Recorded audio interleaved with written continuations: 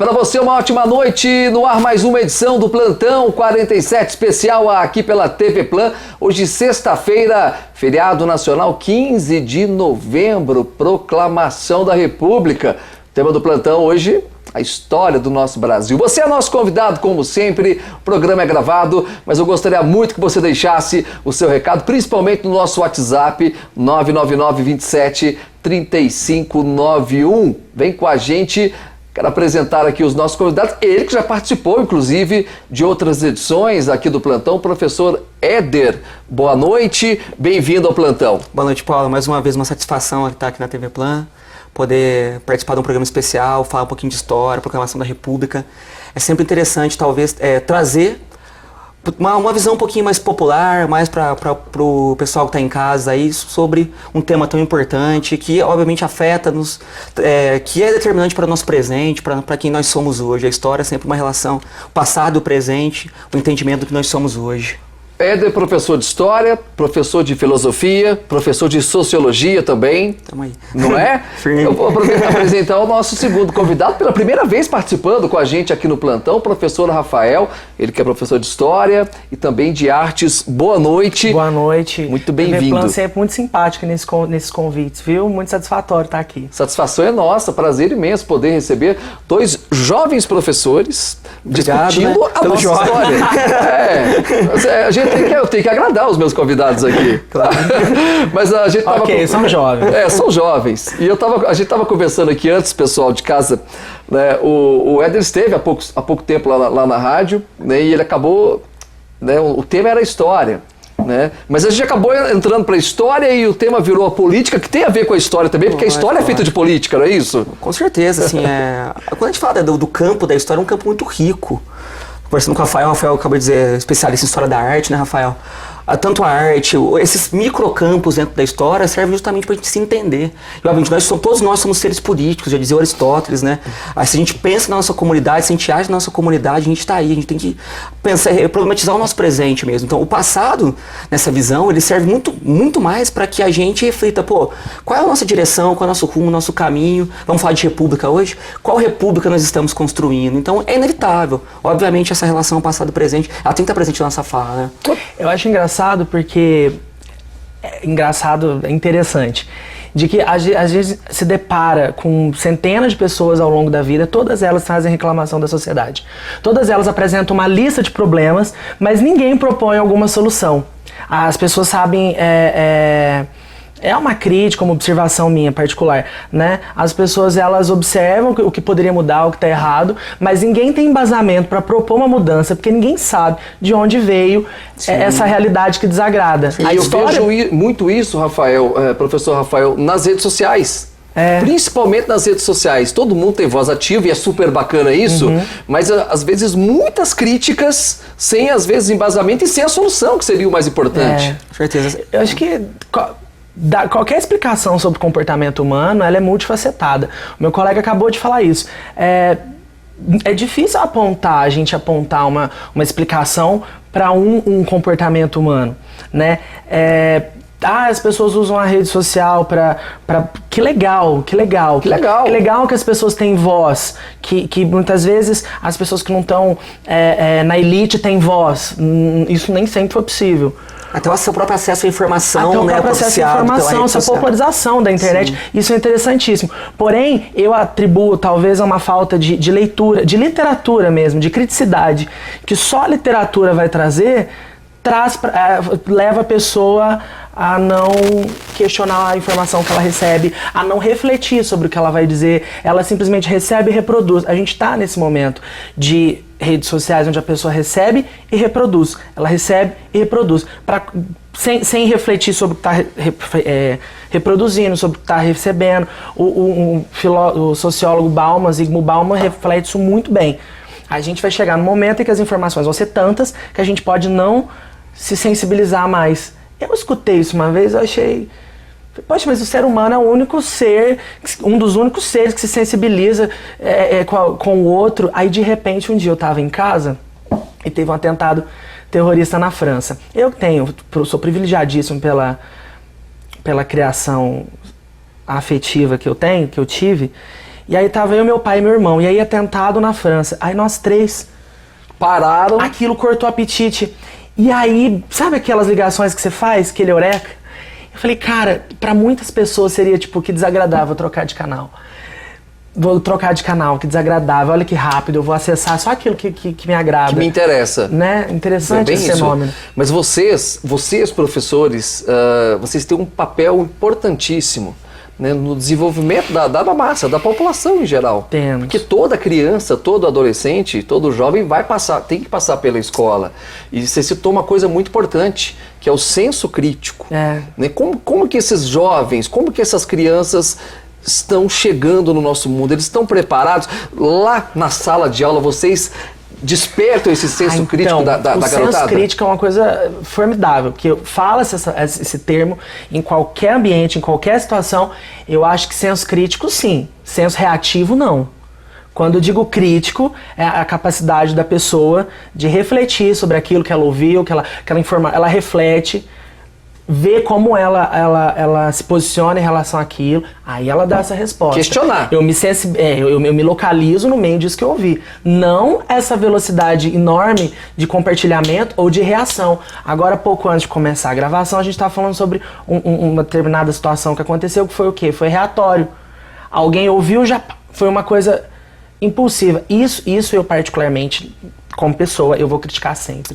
Não acredito que seja uma construção para qualquer diálogo, em qualquer situação, pessoas reativas, sabe? Explosivas. Acho que o senso crítico é se colocar, se posicionar no meio de uma informação. Não sair criticando, sendo reativo, apontando, beirando até a violência, sabe? A diferença disso. Né? A própria concepção da ideia de crítica é justamente essa capacidade, gente, no senso comum, a gente pega a ideia da crítica, nossa, alguém tá falando mal, né? A ideia da crítica é simplesmente, peraí, como que eu posso analisar tal fenômeno, tal fato, dos vários pontos possíveis? E por isso que o papel da ciência é fundamental, entender, por exemplo, que a história, a sociologia, por exemplo, são ciências, em qual sentido? Envolve pesquisa, envolve dualidade, envolve reflexão, não é algo impulsivo nesse sentido, como o professor Rafael disse. Ou seja, para entender um fenômeno histórico, por exemplo, um fenômeno social, um fenômeno complexo, que eu preciso, qual que seria essa crítica? Peraí, qual é o lado X, qual é o lado Y, como é que esses lados dialogam, onde estão as oposições, aonde que eu posso me colocar dentro desse ponto de vista? Essa é a ideia da crítica. Eu não vou analisar o fato simplesmente pela minha paixão, para usar um termo, peraí, eu tenho uma tendência política de esquerda e direita, e ou seja, eu só vejo aquele fenômeno pelo meu viés. E aí eu não estou sendo professor, eu estou sendo demagogo, eu estou sendo qualquer pessoa. Qualquer pessoa. Não, acho que essa capacidade de enxergar o fenômeno. Estamos vivendo isso hoje, essa intolerância, na verdade. E muitas vezes quando você enxerga o fenômeno do ponto de vista científico, mas desagrada tal visão política, você passa a ser atacado. Peraí, professor, mas eu tenho uma fonte, tenho um documento, eu quero analisar esse fato, mas peraí. Estou sendo demagogo por isso? Você passa a ser inimigo, né? Justamente. Você é visto como inimigo e essa às crise vezes. que nós vivemos de educação é uma crise justamente desse processo. É uma crise da democracia. O papel do professor, seus colegas concordam comigo, ele é fundamental para a democracia, assim como o papel do jornalista. Sim. A nossa função, o que é? Não é passar digamos, o pano, passar para governos, independente de várias matrizes. É justamente despertar essa crítica, essa capacidade científica e, sobretudo, ser fiscal do que está aí. Fiscal do Estado, fiscal das políticas públicas, uma vez que nós fazemos parte das políticas públicas. Muito bem. E disso que você pegou, achei o papel do jornalista, do professor, que é importantíssimo para o processo que nós vamos debater hoje, que é o da proclamação da República. A presença dos jornais, os intelectuais, dessa distribuição de publicações, é importantíssima para esse processo. Fundamental. Inclusive. Pessoal, vocês estão gostando do assunto? É só o começo do plantão. Eu quero vocês participando também com a gente. Eu tenho um recado, inclusive, muito bacana da Oral Sim Implantes, que é a rede número 1 em implantes dentários do Brasil. Aqui em Poços de Caldas, com uma clínica sensacional, ali na Correia Neto 430. Você vai ligar agora para a Oral Sim Implantes no 3114-0300. Você deve estar pensando, Paulo, mas hoje é feriado. Pode ligar, porque o seu telefone fica registrado lá no número da Oral Sim Implantes. Eu vou repetir aqui para você. 3114-0300, ligue e agende uma avaliação gratuita junto da Oralsim. Eu tenho certeza que você vai realizar o tão sonhado implante dentário. Na Correia Neto 430, o telefone é o 3114-0300, é Oralsim Implantes, parceira aqui do Plantão 47, nesse dia 15 de novembro, proclamação da República. Nós vamos entrar nesse assunto no segundo bloco. Eu quero até deixar aqui um questionamento no ar. Eu vou questionar aqui os professores nesse programa hoje. Paulo. Quando a gente fala da história, a gente olha para o passado. Sim. Né? Vamos olhar para trás e ver o que o nosso atual momento pega de bom lá do nosso passado. E pega de ruim também. Fica esse questionamento para o próximo bloco aqui no Plantão. Até já!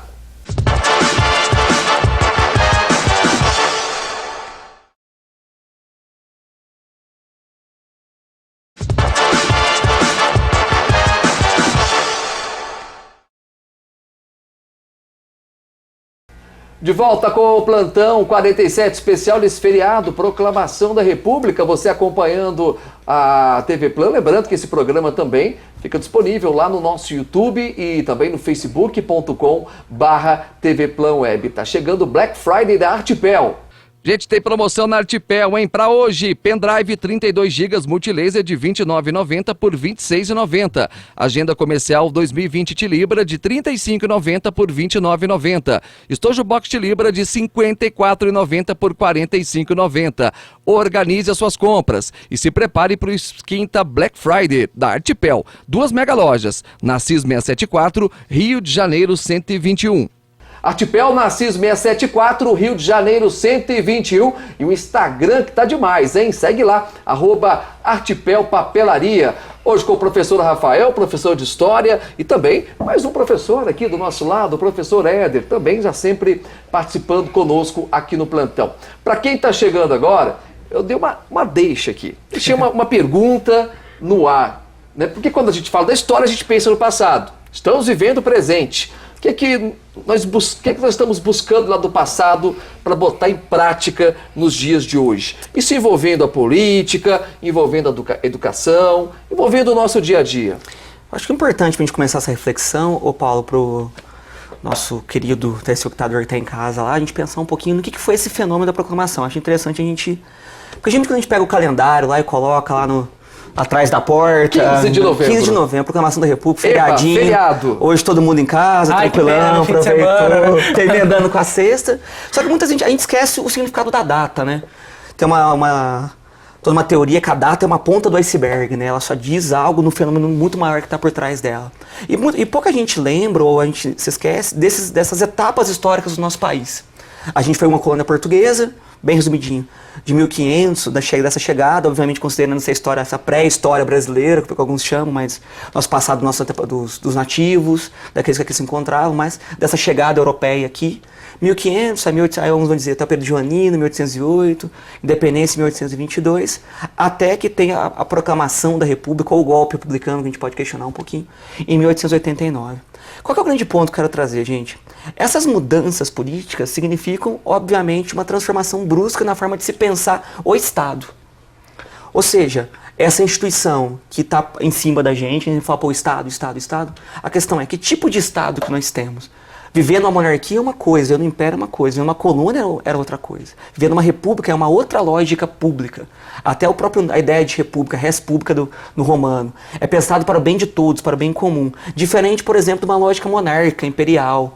O império, ou a monarquia, ela é pensada pela lógica da família, da hereditariedade, uma desigualdade natural, então por isso tem uns títulos de nobreza.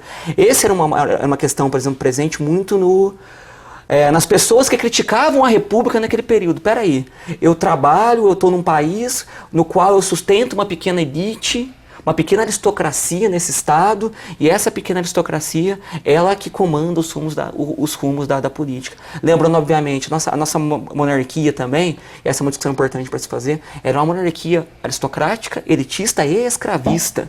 E pensando na pergunta que você fez, das permanências, até que ponto nós absorvemos essa herança desse passado nosso colonial, imperial, essa mácula, essa mancha que nós temos na nossa história, que é a escravidão, presente hoje, obviamente, nossa desigualdade social abissal, uma das maiores do mundo, essa desigualdade étnico-racial, o problema do racismo presente na nossa história, problemas lá de trás, que tentaram resolver via imigração, a gente pode discutir daqui a pouco, mas que até hoje a gente percebe isso um simples olhar nas ruas, nos cargos. Tem um pouco ainda. Nossa, muito. Se a gente for... Tô só dando uma pincelada. Se a gente for discutir cada um desses pontos, eu acho que já dá só...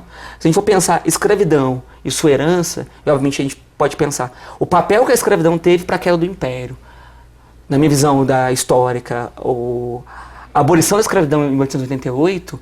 ela despertou nessa elite ruralista, cafeicultora, esse desejo de, esse governo não nos serve mais, vamos construir outro. Temos que mudar aqui. Temos que mudar, porque enquanto a escravidão foi útil, politicamente, a monarquia foi útil.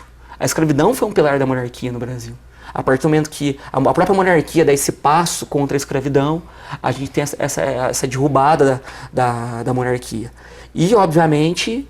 O que nós fizemos enquanto país para com aqueles explorados, para esses africanos e para os afrodescendentes. Então, nesse questionamento seu, o que eu colocaria no ar é pensar um pouquinho, peraí, como que nós incluímos os expropriados da monarquia para a república? É um questionamento que a gente pode começar. Gostei muito dessa reflexão. Eu tenho o recado do Prado Supermercado, acompanhe comigo.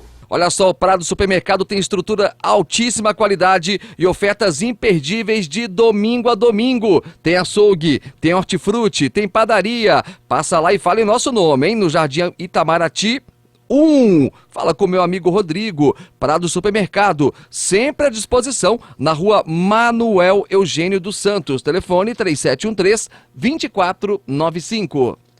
Prado Supermercado no Itamaraty 1, lá na Zona Leste. Um abraço ao Rodrigo, sempre acompanhando o plantão. E aí, Rafael, fazendo também essa análise do passado com a nossa realidade hoje, né? O que nós podemos pegar de bom e de ruim? Tudo, porque o que nós vivemos hoje é resultado de todos esses processos que ele citou, né? E eles não são processos curtos, a gente pode até citar como numa lista, simplificar e o processo de abolição, o processo de imigração, o processo de... Mas eles são processos longos, eles são processos que envolveram a vida e a morte de muita gente. Eu tenho uma visão um pouco, mas isso é meu, assim, emotiva da história, sabe? Eu tenho colegas historiadores que são mais tabelistas, que são mais... eu chamo de cruz, assim, e eu sempre fico me perguntando, gente, quanta gente morreu acreditando nisso? Quanta gente morreu não vendo isso acontecer? Mas quanta gente saiu de casa na luta vamos pegar esse ponto, pelo fim da escravidão, né? Imagina quantas pessoas devem ter morrido e não visto isso acontecer, sabe? Eram pessoas como nós. Eu acho que o primeiro ponto para mim é olhar com um pouco mais de dignidade para essas pessoas do passado. Humanizar a história é sempre muito difícil. Esse ponto teu é crucial. Como que a gente humaniza, quando a gente tem sala de aula, não sei se é a mesma dificuldade ou a mesma... Como que você aproxima a história dos alunos, né? Talvez esse olhar mais humano que você está trazendo. Porque a gente não está lidando com literatura. Não são personagens, são pessoas que tomaram decisões, fizeram as coisas acontecerem, poderiam ter tomado outras decisões, essas coisas poderiam não ter acontecido. O que a gente...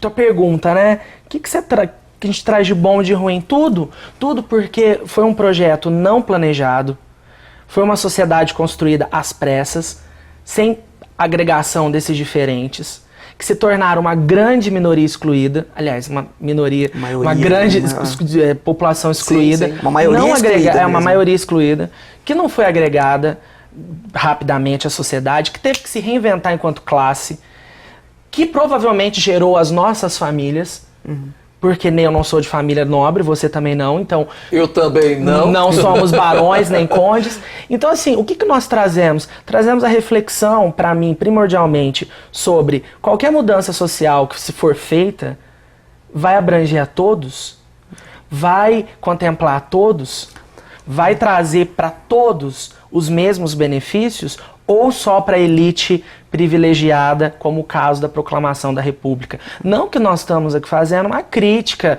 ao republicanismo, porque o historiador ele é imparcial. A gente apresenta e analisa a situação. Mas para mim, particularmente, qual a grande lição?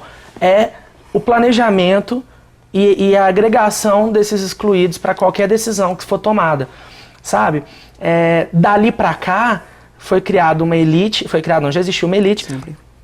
Essa elite se empoderou dos poderios que a República deixou, e aí logo depois a gente entrou num governo extremamente desigual, que é o da Primeira República. Um governo extremamente corrupto, que tinha um índice de pobreza e de miséria muito grande, e que foi se ressignificando dali para frente até chegarmos aqui. Então a pobreza sempre foi um resultado eminente, rápido desse processo, para mim, a meu ver, e ela só foi se ressignificando. E aí esses problemas que a gente levanta como a sociedade tá isso, a sociedade tá aquilo, é só efeito dessa miséria que não foi pensada, não foi planejado, não foi, isso? A leitura é que não foi. É um país que nunca foi pensado para todos. Esse que é um ponto importante para a gente trazer. Trazendo então o historiador Zé Moreira de Carvalho, que é uma das maiores eminências desse período, ele tem um livro chamado Os Bestializados. Por que essa visão? Ele pega um texto da época do Aristides Lobo, que era um jornalista do Rio de Janeiro, e ele fala, gente, a população assistiu o 15 de novembro bestializado. Qual é o termo que ele traz? O pessoal achou que era uma parada militar. Não chegou no povo, peraí, o que está acontecendo? A monarquia acabou. Nas províncias, por exemplo, do Brasil, demorou anos até para chegar a informação, meses, anos, para chegar a informação que a monarquia tinha acabado, que o Dom Pedro tinha sido deposto do cargo, Dom Pedro II. Ou seja, para quem que o Estado é pensado no Brasil? E quando a gente fala de Estado, obviamente, as políticas de Estado.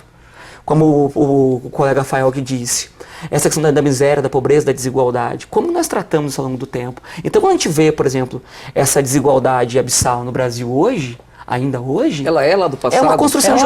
A história é. sempre a gente tem que pegar na longa duração. Esse é um ponto. Às vezes a gente pensa, pô, 1 ano, 2 é pouco, 10... Eu tenho amigos historiadores, por exemplo, de história antiga, que diz, por exemplo, que essa história de 1 século, 2 séculos, igual a gente estuda, por exemplo, a história do Brasil, Império, República, é ontem, é jornalismo, não é história. Sim. De tão perto que é. E se lidar com seres que são vivos, pessoas que estão aí, que são apaixonadas, que têm visões, têm famílias, interesses, como o Rafael disse. Por exemplo, a formação do sul de Minas, de boa parte das famílias do sul de Minas, que quem está nos assistindo vai entender o que eu estou falando, é fruto desse momento. Então a imigração italiana, esses italianos pobres que vieram para cá, vieram parar aqui no sul de Minas para substituir o trabalho escravo nas lavouras de café, Sim. Muitas vezes situações muito precárias.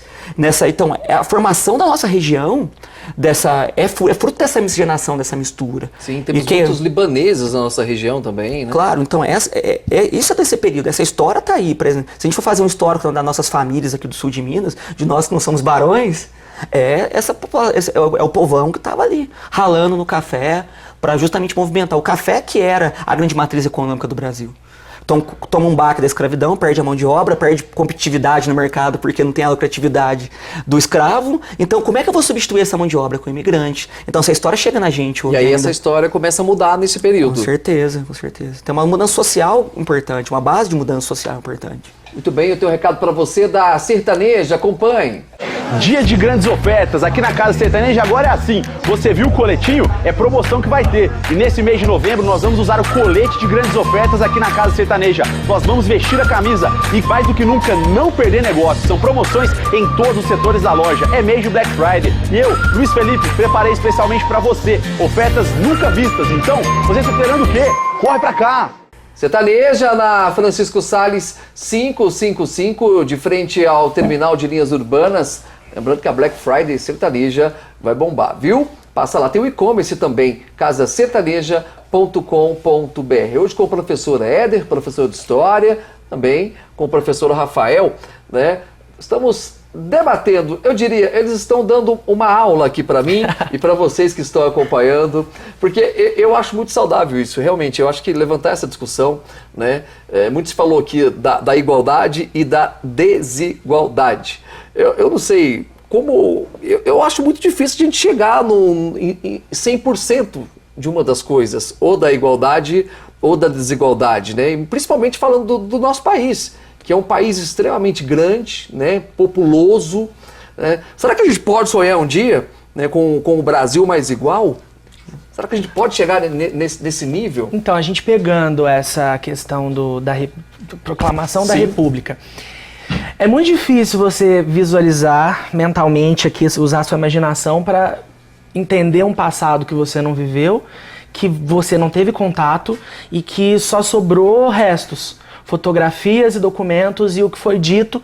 E mesmo o que foi dito pela impressão de alguém que viu aquilo acontecer. A gente trabalha com isso, né? Então, eu vou acionar um diário de alguém. É a impressão daquela pessoa sobre o acontecido registrado. É o que eu tenho para entender.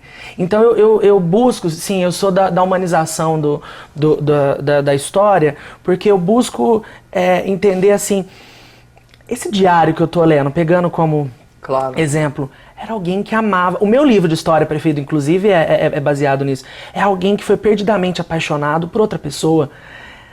Assim, como eu, como você, como qualquer um que sofreu raiva, alegria, são essas pessoas. Era uma sociedade que já não cabia mais no sistema econômico mundial. A escravidão era um empecilho para a engrenagem do capitalismo. Né? Imagina um país que era uma espécie de protetorado inglês, que chovia mercadoria inglesa aqui muitas vezes não muito úteis, como patins de patinação no gelo, tecidos extremamente pesados, e o Brasil ainda produzindo coisas agrícolas, leite, café, minério, cana, quer dizer, uma população escrava enorme que poderia ser consumidora desses produtos, que não era, evidentemente. Então a Inglaterra começa a pressionar o Brasil para a libertação dos escravos, que é o que a gente chama, meus meninos no colégio falam, é só para inglês ver, né, Rafa? Eu falo, literalmente para inglês ver. Porque vieram leis que, teoricamente, foram dando a liberdade para os cativos aos poucos, mas elas não tinham efeito imediato tão eficaz. Algumas até pegadinhas mesmo, lei do sexagenário, a ideia é que você abole o escravo, fica livre depois de 60 anos. Mas ninguém vive até... No século XIX, quem que vivia 60 anos? Nem a elite rica vivia. De vida. E tem outro detalhe, como é que você ia comprovar que essa pessoa viveu 60 anos? Sem documentação, vindo da África, quem que tá contando a idade dele, né? Então, assim, a gente precisa primeiro construir um plano de que realidade era aquela. Por que aquilo foi necessário acontecer? Por que o exército e outras classes sociais julgaram necessários proclamar a república, fazer ameaça ao imperador, exilá-lo? Aliás, por que ele foi exilado? A gente tem que entender tudo isso, que o intuito era explicar. Eu sou sempre da longa duração. O que estava acontecendo lá? Porque ninguém levantou de manhã. No caso foi, Marechal Deodoro levantou de manhã já sabendo que ia fazer isso. Mas houve um planejamento. Teve pelo menos um planejamento. Já tinha um clima republicano, o exército... O mundo caminhava para isso, entende? A república era vista como o mais avançado... Lembrando da influência do positivismo no Brasil naquele período. O lema da bandeira republicana, ordem e progresso, é um lema positivista. Os caras dizendo, é uma evolução natural, histórica, a gente atingir a república, um governo pessoal, menos corrupto, ou não, sem corrupção, ordeiro, para colocar as coisas no lugar. Tinha essa visão que a monarquia era muito corrupta. Então, nesse sentido, a República também foi. Claro. Mas assim, o mundo, né, o planeta, o novo sistema econômico que estava surgindo, já ia naturalmente abolir a monarquia e a escravidão no Brasil. Aquilo já não cabia mais. Ele já estava surgindo. Sim. O Brasil era muito mal visto pela escravidão, é super importante. O New York Times tem... A visão que o mundo tinha do Brasil no final do século XIX era, peraí, o último país do mundo ocidental abolir a escravidão. Isso é importante o pessoal entender. Como assim? No mundo inteiro ninguém se praticava escravidão legal. E é isso importante. O que é escravidão legal, gente? É justamente, olha, era legal portar escravos, era essa a moral da época, você sair na rua de mãozinha com o seu escravo. Negociava-se escravo? Negociava-se, alugava-se, herdava-se, emprestava. Igual você compra um carro, uma propriedade, era um bem. Você citou até, herdou um escravo, era um bem. Olha, você tinha promissória, você tem a documentação, olha, tal pessoa me pertence. Olha que pensa. Não dá pra imaginar, né? Se a gente aqui parar em Sorocaba, pra pensar. Tem um fato que aconteceu há alguns anos atrás, 2, 3, 5 ou menos ou mais, eu já não sei. Não me lembro. Que uma pessoa comprou um casarão pra demolir, pra construir outra coisa, e tinha algumas quinquilharias abandonadas lá, tinha uma caixa cheia de papéis. Nesses papéis, a pessoa levou até a biblioteca.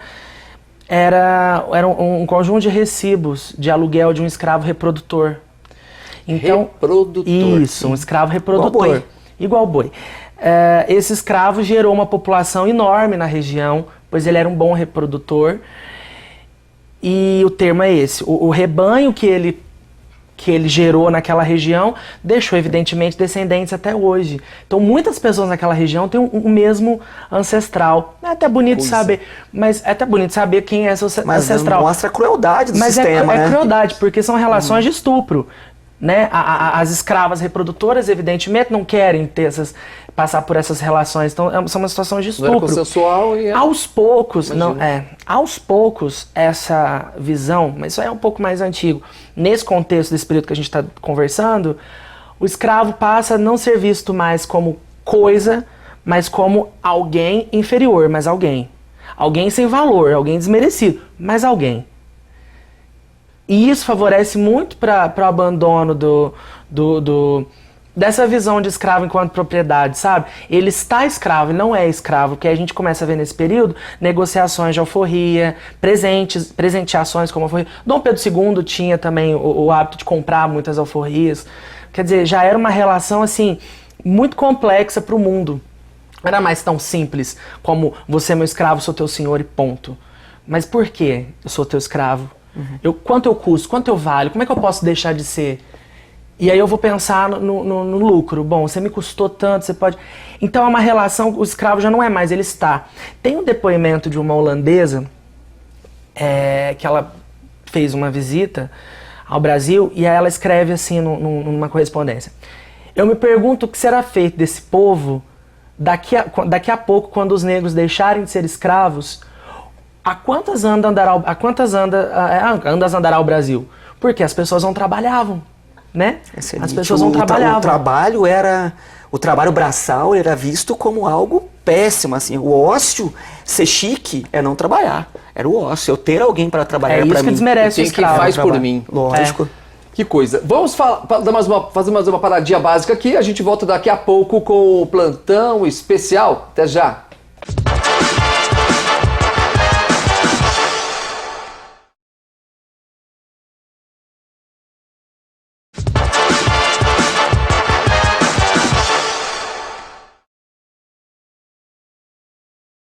De volta com a terceira parte do Plantão 47 Especial, nesse 15 de novembro, Proclamação da República. E você acompanhando aqui a nossa edição do Plantão 47, hoje com o professor Éder, também com o professor Rafael. Mande sua mensagem aqui para o nosso WhatsApp, 999 27 3591. A ideia desse programa é, literalmente, levantar aqui uma discussão entre os dois professores, né, que são extremamente conhecedores do assunto, e levar esse debate para dentro da sua casa também, até para que a gente possa fazer realmente, né, um comparativo do passado com hoje. Eu sei que são épocas diferentes, né?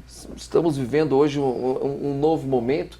Aliás, no próximo bloco, ou nesse bloco, eu quero chegar ainda no atual momento do nosso país, né? E vocês falaram uma coisa aqui extremamente importante no comecinho do programa, Rafael.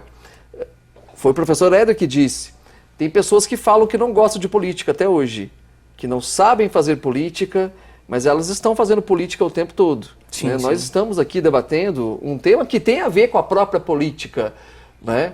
Tocando nesse assunto. Porque a política, gostando ou não, ela define nossas vidas, né? Ela define Se as eu nossas não vidas. sei, alguém vai saber, alguém vai me governar. E vai fazer por mim, né? Essa, inclusive, trazendo para o assunto e para a questão até do bloco passado.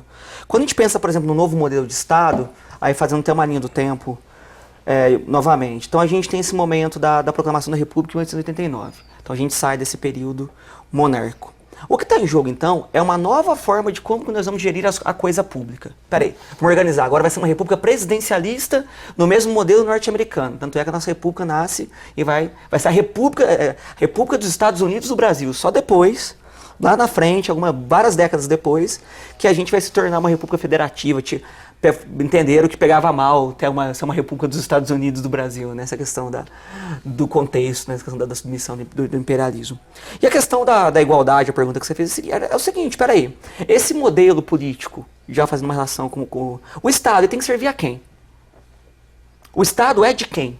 A política é para quem? Esse era um questionamento básico dos republicanos do século XIX. A quem serve a nação? A quem os governantes têm que servir? E a concepção era, tem que servir a todos, ao povo. A ideia da república que é a coisa pública. Então eu preciso criar um governo, um sistema de governo, que eu tenha a maior representatividade, ou seja, aquelas pessoas que estão lá, elas me representam na minha diversidade. Obviamente vai ser uma república elitista. Na prática, ela vai se mostrar a república do café, foi para os barões do café. Essa população escrava que o Rafael estava falando foi relegada às margens, às periferias, uma situação de pobreza, de miséria. O Estado brasileiro não ofereceu saúde, educação, cidadania. Aí é por isso que a pergunta da igualdade. A ideia, quando a gente pensa numa visão liberal, trazendo os liberais, não é igualdade plena, como, por exemplo, os socialistas, os comunistas queriam. Essa liberdade, essa igualdade planificada, todo mundo tendo igual, mas uma igualdade no sentido da cidadania, da participação política, da participação no Estado, de acesso aos serviços básicos que o Estado tem que oferecer, como saúde, educação, segurança, moradia. Tudo isso está em jogo. Quando a gente fala de desigualdade nesse sentido, o Brasil ele oferece para essas populações, ou ofereceu, ou ainda trazendo para hoje, ela oferece para todos. Está lá na Carta Constitucional de 88. As constituições são importantes para a gente entender essa história. Essa saúde, essa educação de qualidade, esse Estado para todos, é fechado para alguns poucos grupos, alguns poucos privilegiados. Então a visão que se tinha lá no século XIX era, peraí, o Estado monárquico, ele serve a poucos. A República tem que servir a todos. E a questão é, como que ela vai servir a todos? Como que ela vai criar esse clima de bem comum? Então quando a gente fala de igualdade, assim, se eu tenho um escravo que não compra, o mercado se lasca. O salário, aí qual que era a discussão econômica da época do ponto de vista liberal? Eu trago o salário para quê? Mesmo que a pessoa ganhe pouco, ela vai no mercado, ela compra, ela vai na padaria, ela vai... Ou seja, dentro do ponto de vista da acumulação do sistema capitalista, é fundamental que todos sejam cidadãos consumidores, para que haja crescimento. Se eu tenho uma situação abissal de desigualdade, igual a gente está vivendo, trazendo 13 milhões de desempregados hoje no Brasil, olha a situação da desigualdade, uma miséria concentrada nas antigas populações descendentes, afrodescendentes, como o próprio último censo do IBGE mostra, uma população concentrada. Eu tenho uma série de pessoas que nunca foram inclusas na República e que não têm condições de exercer a sua cidadania. Então a desigualdade, na sua extremidade, ela é prejudicial para todos. É prejudicial para o comerciante da esquina, para todo mundo que produz. E aí, Rafael? E essa questão de igualdade, desigualdade, você tá ainda continua esse reforço de que existem pessoas mais importantes e menos importantes. Pessoas que contribuem mais para a seta do sistema e pessoas que contribuem menos. Só que as pessoas que contribuem menos, as que estão nas camadas mais baixas da sociedade, que têm um poder aquisitivo mais limitado, bastante limitado inclusive, elas criam uma nova lógica de funcionamento para quem está lá. Sabe? Um exemplo disso, para mim, é a criação da Cidade de Deus, por exemplo. A favela Cidade de Deus foi criada dessa forma.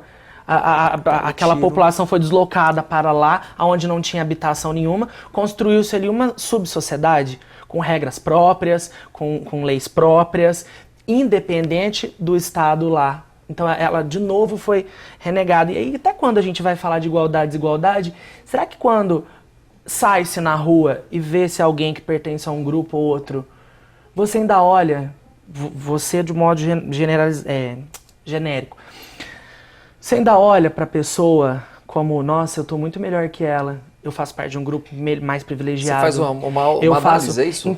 Sabe, será que até o momento em que a gente parar de olhar para pessoas como inferiores, na rua, o macro não vai, pra mim o macro não se altera, sabe? E isso é muito comum hoje em dia, né, Rafael? Isso é muito a desigualdade está comum ainda, na rua. Então, por exemplo, nesta época que a gente tá fechando ali, começou o projeto de embranquecimento, quer dizer, da população. Essas pessoas foram libertas, a família imperial foi exilada. Eu, particularmente, sou um grande estudioso de família imperial, porque é um assunto que me desperta muito interesse, depois posso até pincelar.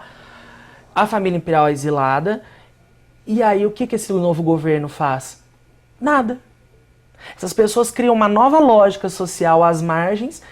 Ainda o negro já não é escravo mais, mas o negro permanece sendo visto como inferior, como o causador dos males da sociedade. Vamos fazer o quê? Embranquecer. Então você vem falar, mas a igualdade, a desigualdade, a gente ainda tenta embranquecer. Quando a gente nega políticas que poderiam melhorar a acessibilidade do índio a uma melhor qualidade de vida, do deficiente, do cigano, do próprio negro, de tantos outros grupos. sabe? Eu vejo ainda a mesma coisa numa nova roupagem. Você vê a mesma coisa. E respondeu agora aquela pergunta que eu fiz lá no começo, né?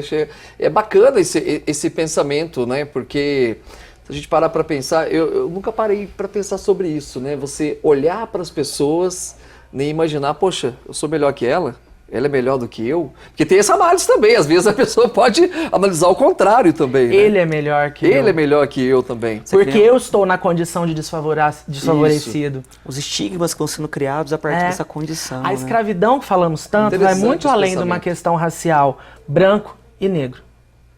É uma questão que aí vem das teorias científicas, teorias raciais científicas, de que o negro pensava-se isso, tá? Lógico. De que o negro tem limitação intelectual, e o negro é inferior, então mesmo ele não cativo mais, mesmo ele não escravizado mais, ele ainda é alguém que tá às margens, ele nunca vai, entende? Então essa é a primeira república. Então no dia 15 de novembro de 1889, a proclamação da república, começa a primeira república, a chamada República dos Coronéis, que é o quê? Uma miséria terrível. Sabe, o Nordeste enfrenta uma das suas maiores secas e as pessoas morrem de inanição. Inanição é morrer em pé. Está aqui, tudo para de funcionar porque você não tem nutrientes fazendo. Sabe, é muito triste isso. Aí vem movimentos como Canudos tentando resistir a isso, se mobilizar diante disso. Vem o próprio movimento do cangaço, que é um reflexo disso. Então, a história nos mostra que apontar o problema não basta, para mim, particularmente para você também. Apontar o problema não basta, sem conhecer o problema e para depois apontar uma solução. Apontar o problema não basta, compartilhar não basta, comentar, hashtag não basta. Tem que botar a mão na massa e tentar mudar. Com certeza, né? Fato é Senão que cada um de nós três pegávamos aqui uma rede social, ficava os três aqui mudando o planeta. Não dá, né? Fato é que o nosso país, ele sempre foi, né? Sempre teve pessoas ou classes ou entidades que sempre brigaram pela melhoria, independente da época dele. Sim. Sempre tivemos pessoas, normal do ser humano grupos isso. Tentando mudar ou trazer algo de melhor. É normal do ser humano Não é isso? Tem um recado para você da Terra Gás e Água, acompanhem. E a Terra Gás e Água, hein? Tá demais da conta, quer ótimos preços, quer gás de cozinha e galões de água a preços imbatíveis? Passa na Terra Gás e Água ali na Zona Leste, hein? Lembrando, se mencionar o plantão 47, tem brinde para você. Atendimento de segunda a sexta, das 7 da manhã às 8 da noite, sábados das 7 da manhã às 18 horas, domingos e feriados das 8 da manhã às 2 da tarde. Lembrando, tem brinde especial para você. É só mencionar que assistiu aqui no plantão 47, ali na Remígio Prézia 770, próximo à Escola Dom Bosco. Terra Gás e Água, mais uma parceira aqui do plantão. Terra Gás e Água na Zona Leste, ao lado do Colégio Dom Bosco. Daqui a pouco a gente volta com a parte final do plantão. Até já.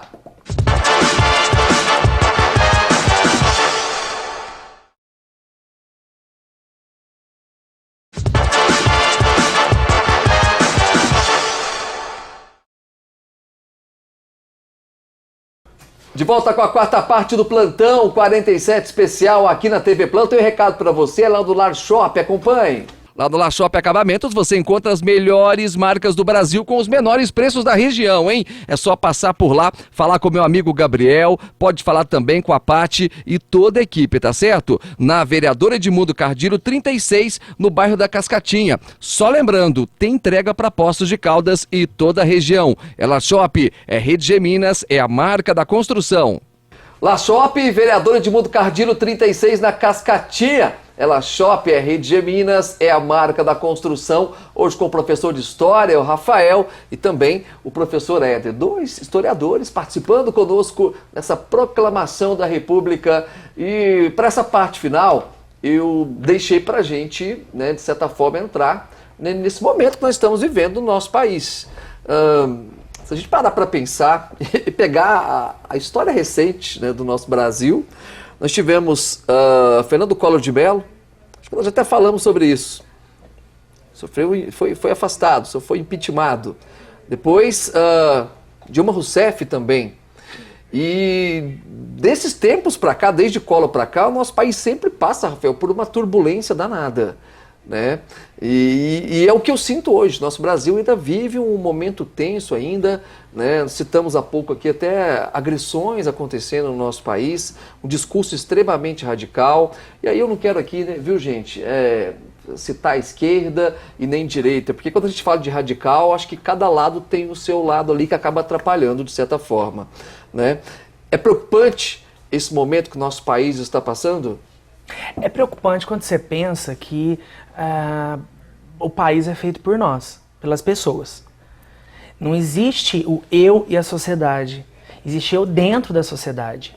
Tudo que é ismo, tudo que termina em ismo, significa prática, algo que é feito constantemente. Então, o racismo, o extremismo, isso não é saudável. Desde a Grécia Antiga, 4.000 anos atrás, Platão já falava isso. Tudo que for radical, tudo que for extremo, atrapalha teu raciocínio, te impede de refletir e te faz a tomar atitudes não saudáveis. Então, é preocupante em qualquer situação, na vida de qualquer um, politicamente, socialmente, economicamente, o que for extremismo, o que terminar em ismo, já me assusta. O que não puder ter uma alteridade, o que não puder ter eu me colocar no lugar do outro. Acho que nas nossas relações, da fila da padaria, as situações do Congresso, todas as nossas relações devem passar pela alteridade, para eu me colocar no lugar do outro, para eu humanizar o outro. O extremismo ele cega a pessoa, né? É fácil eu defender a minha bandeira do meu grupo, porque eu tenho interesse nisso. Isso é muito fácil fazer. E é cômodo. Agora, e quando eu vou levantar questões que vão e batalhando pelo benefício da vida do outro, mesmo que eu não faça parte desse grupo, afinal de contas, se eu me denomino cidadão, eu tenho esse papel. Não voto em alguém, não elejo alguém, não batalho por alguma coisa pelo meu grupo, é pelo todo. Porque a gente começou falando, a república sempre foi feita para poucos, no seu início. Então, eu me coloco ainda em que situação? Eu, cidadão, sabe? Então, é preocupante a partir do momento como humanos, como seres humanos. Até estou me colocando no lugar do outro? Estou apedrejando alguém, levando pedrada em nome de quem? Porque, entende? Onde eu estou? Isso não é nem posicionamento, isso é pura filosofia. Isso é Platão, né? Pegando sua leitura, Paulo, concordo com ela. A minha visão enquanto historiador assim, dessa longa duração é que a nossa democracia é muito jovem e nós temos uma mentalidade autoritária. A gente tem mais períodos autoritários na República do que necessariamente democráticos. E a vivência em democracia é um aprendizado do tempo. Qual é a grande questão? No autoritarismo, vamos pensar, a ditadura civil-militar dos anos 60, o Estado Novo Varguista, as coisas se resolvem na base do grito, na base da força, vide torturas, desaparecimentos políticos, assassinatos em massa. Sabe, a gente tem assim a gente tem uma experiência muito violenta de prática política e aprender a viver na democracia, trazendo para hoje, é justamente essa capacidade de entender o outro, dialogar com o outro, entender que o outro pode ser seu divergente, mas ele não é o seu inimigo. Isso é importante. Eu tenho total liberdade, quando a gente fala de democracia, tem liberdades. 3 pessoas diferentes, posicionamentos e informações diferentes, que dialogam entre si. Tem o direito de pensar. E quando, por exemplo, a gente vive um momento de polarização, a gente pode interpretar impeachments, golpes, enfim, das suas várias matrizes e formas, a gente está dizendo o seguinte: eu não aceito o outro, eu não aceito o resultado da população. Então, daquela eleição da população. E eu sempre trago isso para um ponto que é fundamental. Peraí, depois que eu ganho uma eleição, eu governo para quem? Ou seja, eu racho o país, vamos pensar. As últimas eleições a gente teve sempre disso, olha, extremamente polarizadas. Vamos dizer, direita, esquerda, extremismos de ambos os lados, fake news, coisas feias, ataques horrorosos, violências gratuitas, rachou famílias, a gente sabe muito bem disso. Sim. A gente está vivendo isso, brigas, disputas, quem está convivendo isso a todo momento. Mas espera aí, a gente está caminhando para construir algo junto ou a gente quer rachar mesmo? Essa é a grande questão. O governo que está aí e os governos que virão vão governar para todos quando? Ou vão governar só para seus grupinhos, para a sua bolha ali, para os seus fanáticos, seus fãs, para suas bolhas sociais na internet. E isso leva a esse radicalismo.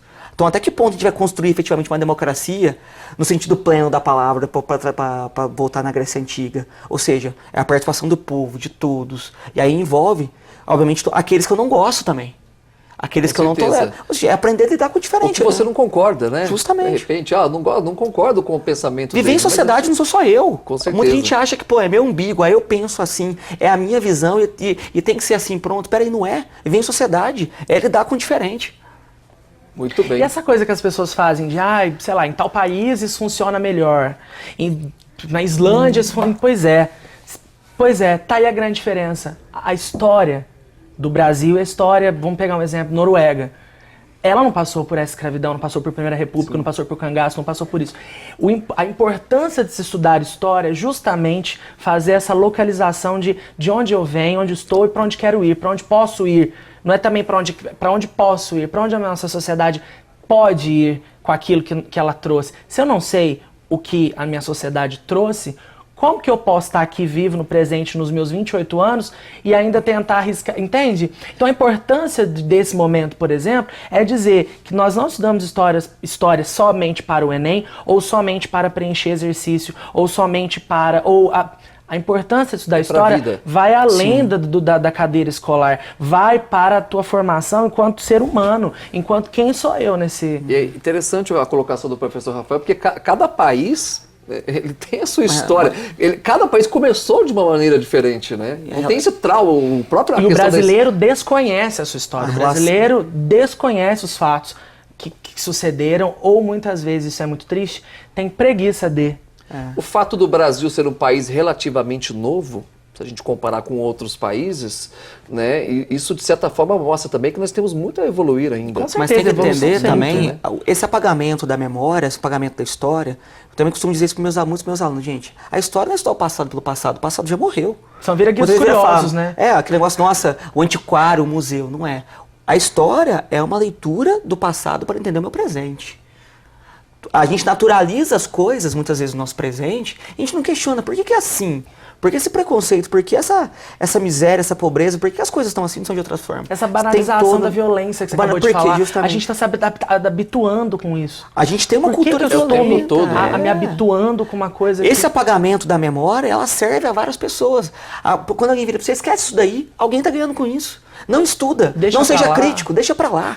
Alguém tá ganhando com isso, alguém tá ganhando com essa ignorância. É uma coisa básica, gente. Alguém sempre lucra com a ignorância do outro. É um ser mais fácil de ser manipulado, engole versões, aceita as fake news. Fica lá, gente. Você vai aceitando. Já que você tocou nesse assunto, eu não posso deixar de tocar nele. Recentemente nós tivemos cortes, né, na educação no nosso país. Gravíssimo. E a gente falou há pouco do senso crítico, né, do debate dentro da sala de aula, que é extremamente importante e saudável. Né? Preocupante também esse momento. Países que evoluíram ao longo do tempo, a gente não pensou o seguinte, hoje a Coreia do Sul tem um sistema educacional, um país que exporta tecnologia, Samsung, LG, Hyundai para o mundo inteiro. As Coreias tiveram uma guerra, a Coreia se ergueu com a educação, investindo quase 30% do seu PIB em educação. A gente está criando um mecanismo para investir o mínimo básico, que são lá os 3,7%, né, se eu não me engano. Cada vez mais corte. Estamos no limite. A gente enxerga essa visão de muitos governantes de enxergar a ciência e a educação como algo supérfluo, algo que eu posso cortar. Gente, país nenhum no mundo evolui sem ciência, sem tecnologia e sem educação. É simples. Sua opinião, Rafael? Tem uma foto famosíssima no Google, pode galera googlar lá, que é uma foto dos escombros da bomba de Hiroshima e Nagasaki. Não me lembro agora qual acho que é Nagasaki. A foto de Nagasaki totalmente no meio de escombros e um professor com uma turma de criança dando aula no meio dos escombros. Um professor é capaz... A Malala diz isso na primeira página do livro. A Malala ativista, que foi, né, sofreu tentativa de assassinato. Prêmio Nobel. Um professor, um lápis e um caderno é capaz de mudar uma mente. Uma mente pode mudar outra mente. Além do nosso trabalho profissional e do que fazemos todos os dias, o dia inteiro, ainda falamos sobre cultura, sobre filosofia, eu acredito nisso. Eu acredito no poder da cultura, da filosofia, da literatura, da arte, porque eu acredito num mundo melhor. Eu acredito que essas coisas podem fazer um mundo melhor. Senão eu não teria me dedicado a estudá-las e a propagá-las. É somente cultura e conhecimento. Ninguém... E aí você entra nessa questão de corte e não sei o quê. A gente, no fundo, a gente só quer construir um mundo melhor. E a gente sabe que só com cultura, arte, literatura, conhecimento é possível que isso aconteça. E com essa deixa aqui do Rafael, eu encerro a edição do Plantão 47 de hoje. Quero agradecer. Viu, Rafael, você pela presença. Simpático da TV Plan. Espero que você possa voltar mais vezes aqui. Obrigado, me chame sempre. Tá bom? Professor Éder, muito obrigado pela presença, bacana demais o nosso bate-papo hoje. Agradeço mais uma vez a presença, portas abertas da TV Plan, poder falar com a população pós-caldense num assunto tão importante. Espero que o nosso telespectador tenha gostado da nossa fala e do nosso debate. Muito bom. Eu volto na segunda-feira às 9 horas da manhã, lá no Manhã Show da Band FM, junto da Luciana Abreu, e ao meio-dia tem Plantão da Tarde, hein? Lembrando que 7 da noite tem Plantão 47 também. Um bom fim de feriado, final de semana chegando, aproveite e até segunda-feira.